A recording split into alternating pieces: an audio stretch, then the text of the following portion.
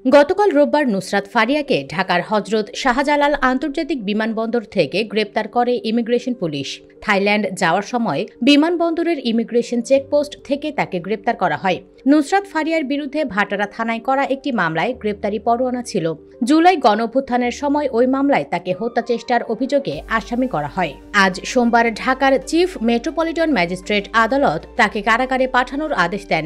নুসরাত ফারিয়ার গ্রেপ্তারের পরিপ্রেক্ষিতে আজ বেলা 11:12 সংস্কৃতি বিষয়ক উপদেষ্টা মোস্তফা সরোয়ার ফারুকী তার ফেসবুকে একটি স্ট্যাটাস দিয়েছেন। সেই স্ট্যাটাসটি হুবহু তুলে ধরা হলো। আমি সাধারণত চেষ্টা করি আমার মন্ত্রণালয়ের কাজের বাইরে কথা না বলতে, কিন্তু আমার তো একটা পরিচয় আছে। আমি এই ইন্ডাস্ট্রিরই মানুষ ছিলাম এবং 2 দিন পর সেখানেই ফিরে যাব। নুসরাত ফারিয়ার গ্রেপ্তার বিব্রতকর একটা ঘটনা হয়ে থাকলো আমাদের জন্য। আমাদের সরকারের কাজ জুলাইয়ের প্রকৃত অপরাধীদের বিচার করা।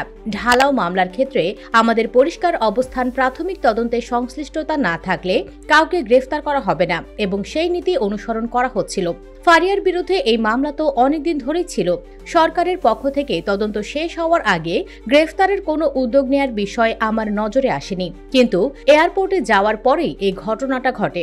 আওয়ামী লীগের সাবেক রাষ্ট্রপতি আব্দুল হামিদের বিদেশ গমনকে কেন্দ্র করে ক্ষোভের পর ওভার নার্ভাসনেস থেকেই হয়তোবা এইসব ঘটনা ঘটে থাকতে পারে। কয়েকদিন আগে ব্যারিস্টার আন্দালি পার্থের স্ত্রীর সঙ্গেও এরকম একটা ঘটনা ঘটেছে। এইসব ঘটনা কোনোভাবেই সমর্থনযোগ্য না।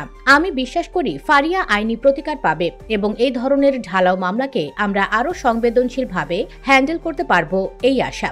আমাদের মনে রাখতে হবে, আমাদের প্রধান কাজ জুলাইয়ের প্রকৃত অপরাধীদের বিচার করা।